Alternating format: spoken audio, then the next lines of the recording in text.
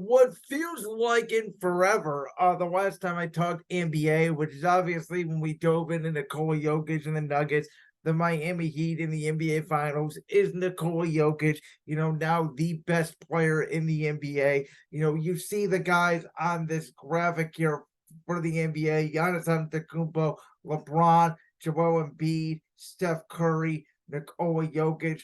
Uh, where where my kind of body is positioned in the YouTube virtual background is also Jason Tatum is behind there. Jason Tatum would be the one guy that I would say to leave off the superstar list because once again I don't feel like he consistently shows up in big games, and I'm almost about to be there with Joel Embiid as well. Not blaming him for the James Harden, Ben Simmons meltdowns that he had to deal with over the last couple of years, but the fact of the matter is, for maybe one of, if not the best center in the NBA, who sometimes I enjoy playing a lot more than Jokic because he's a little bit more athletic. Now Jokic is a better passer, but to me, Embiid on some nights can be the most intimidating force in the NBA. But again, he's not getting it done in the postseason.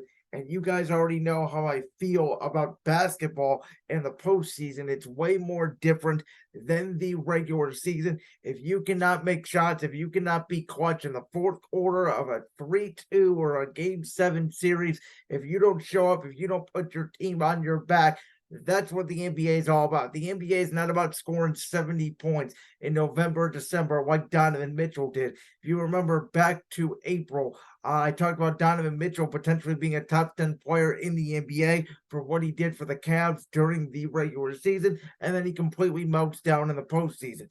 I'm sorry, the NBA postseason means so much more than the NBA regular season, as stars often take off in the regular season. But obviously, besides the Damian Lillard trade in Milwaukee, I have not talked a ton of NBA this summer. Not a lot of crazy moves going on, but I do want to give my official here NBA predictions for the 2023-2024 season.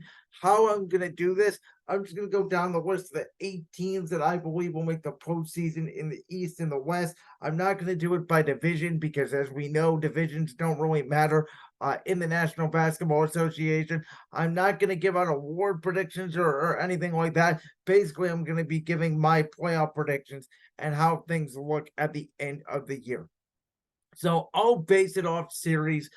In the East, I got Milwaukee, Boston, Cleveland, Miami, Philly, the Knicks, Indiana, and Orlando as two up and coming young surprise teams down there at the bottom of the East. Then in the West, I have Denver, Sacramento, Memphis, Lakers, Suns, Oklahoma City as a up and coming young team in the West, along with Golden State, and then my final team to slip in there is the Clippers. So first round matchup here, I got the Bucks as the number 1 seed in the East. I think that Damian Lillard and Giannis Antetokounmpo, I think that they're going to work right away. And as long as Chris Middleton is healthy, you add in Ibaka, you add in Brook Lopez and the other depth pieces they have on that team. I think they're a little bit deeper than Boston, and especially in the regular season, that helps them get the number 1 seed and a young and up and coming or Orlando team, obviously led by Pablo Banchero. You got Cole Anthony as well, and all the other pieces they have on there. I think Orlando was a year away. I think that they take that step this year. They get into the postseason, battling with the likes of Atlanta and Chicago and those teams alike. So I got Orlando making the postseason, but I think Milwaukee dispatches them in a sweep in the first round. I got Boston taking care of Indiana in either a sweep or 5 games. We know how good Tyrese Halliburton is, and obviously paired with Miles Turner. Indiana, a lot like Orlando, has some sneaky pieces. I thought last year that they were a year away. They competed a lot in games, but Jason Tatum, Jaylen Brown, and now with the addition of Jrue Holiday, who is going to be a very good defender, basically replaces Marcus Smart. And now Boston has that third legitimate scoring option. Boston did lose a lot of size. They lost, Robert Williams. They lost Grant Williams. So that's a concern, but it should not be a concern yet against an Indiana team. And in the regular season, I think Boston will get through Indiana pretty easily. And then we get a rematch between last year's first round playoff series that features the Knicks and the Cavs. Now, I do not think the Knicks are very good. I thought the Cavs were better than them last year. I think another year with JB Bickerstaff, who, as you know, I haven't been the biggest fan of in the past. Another year of Darius Garland, who I have proposed various trade options to go get the Cavs a wing with.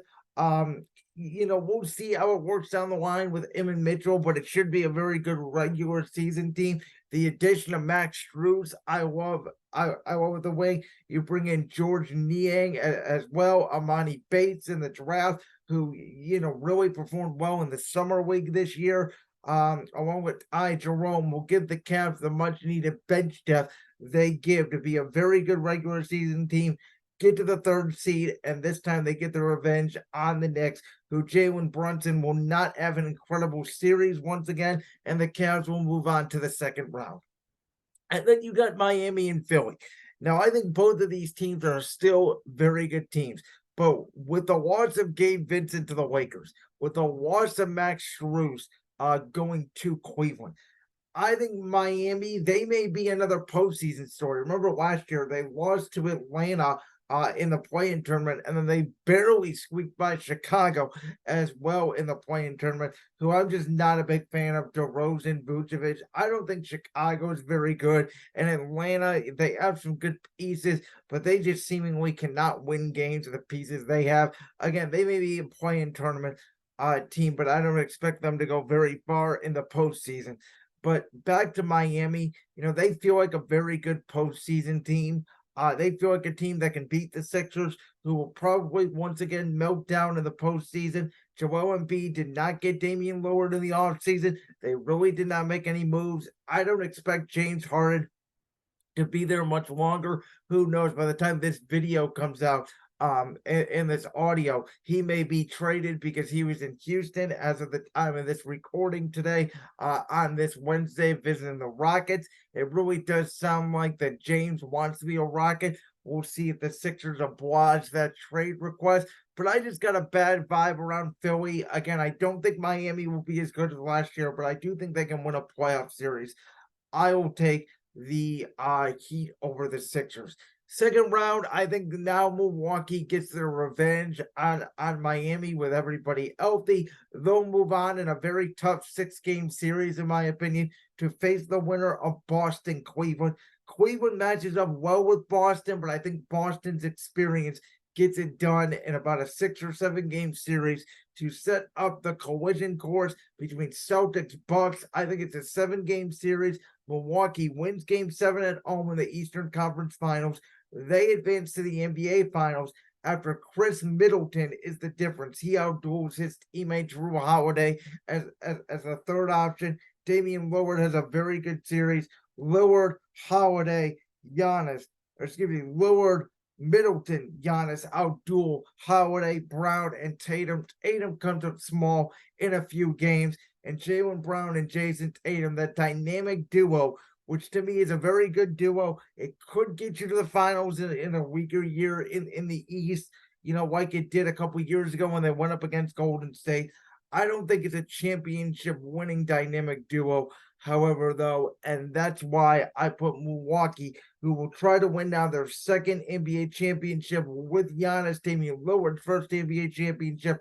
I do think that they get out of the East with some competition. Obviously, Miami, Boston, potentially Cleveland flying at them. I don't think it's going to be a cakewalk. Even though I do think the regular season is going to be relatively easy for them.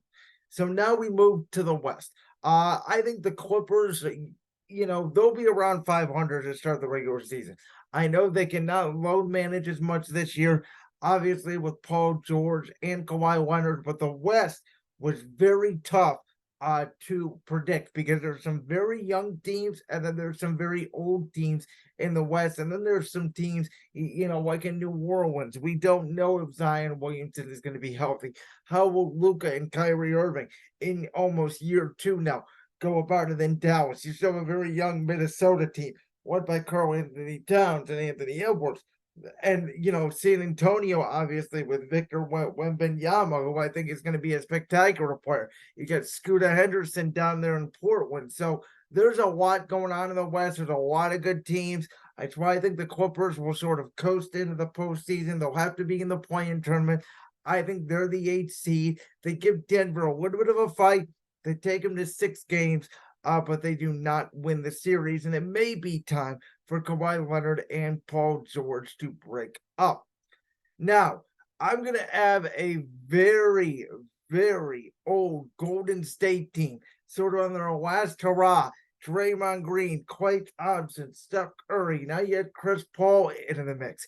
I do think for one more year, they get the best of Sacramento, who I think will need one more additional piece next to De'Aaron Fox, next is Sabonis, maybe an upgrade at forward instead of Harrison Barnes, or potentially another upgrade in the backcourt to match wits with Golden State. I think that their playoff experience and that battle with Sacramento last year will once again help the Warriors, who will advance to the second round of the postseason. This next series is a matchup of two very young teams. Obviously, Oklahoma City, led by Chet Holmgren, and then Memphis. If Ja Morant keeps his head on straight, is healthy for a whole season, we know what Memphis can do. They are a very good basketball team. They are a very different team when Ja Morant is not in there. I think a lot like Orlando and Indiana in the East, it'll be good for Oklahoma City to get some playoff experience, but I do not think that they win the series. I have the Grizzlies, and then the very interesting series here between the Phoenix Suns and the Lakers. I do not think it's going to be a cakewalk for Phoenix, who I think will finish as the 5 seed in the West. I think that Kevin Durant, Bradley Beal, Devin Booker, obviously all very talented players, and Phoenix just acquired Nurkic in the Damian Lillard trade. With that being said, they are all injury-prone players, and Beal and Booker play similar styles. I think Durant's going to miss time. I think Booker's going to miss time. Beal will probably miss time.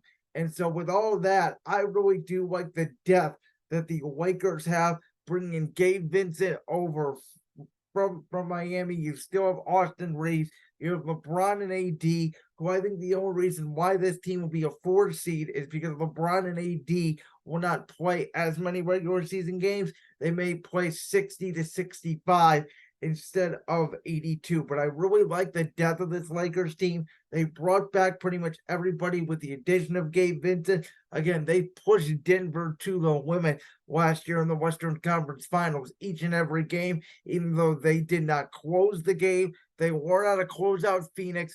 It sets up a rematch with them in Denver in round 2. And I think this time in 6 games, the Lakers will take care of the Nuggets. We know in the NBA, it's the easiest sport out of all of the big 4 to go in and try to repeat. The Nuggets, obviously, led by Jamal Murray, Nikola Jokic, Aaron Gordon, pretty much bringing back all those guys. They are set to do it. They have a very young roster and a very good team. Jokic will be in the running for MVP once again. But I just think the NBA is too talented now, and LeBron James knows this is one of his last years to win a ring. I think he's motivated. I think he goes in there. I think he takes down the Denver Nuggets, and Golden State gets in the head of the young Memphis Grizzlies, who will once again need another year to mature and contemplate their future with Ja Morant. It sets up a Warriors 7 seed versus a Lakers 4 seed Western Conference Finals, and I think the Lakers are deeper. I think this is where the Golden State dynasty essentially ends. Lakers beat them in 5 games, and that sets up, for my money, 2 of the best 3 players in the NBA right now, and obviously throw Jokic in there. But I still think LeBron's a top 3 to 4 player in the NBA, right up there with Giannis and Steph Curry. You have Lakers, Bucks, and I just think the Bucks, they feel like the team this year that's going to win the championship. I think the Lakers play very hard, but Giannis dominates a soft Anthony Davis in this series. Bucks win in 6 games. LeBron's final trip to the NBA Finals potentially does not go as planned, and the big trade that happened this offseason. When everybody said Damian Lillard was going to Miami, we all said Miami, all they have is Tyler Hero, Duncan Robinson, a couple of pieces. Damian Lillard goes to the better team in the Bucks. He helps the Bucks get over the hump. He helps Giannis get over the last few playoff humps, and he does help the Milwaukee Bucks win the NBA championship this season.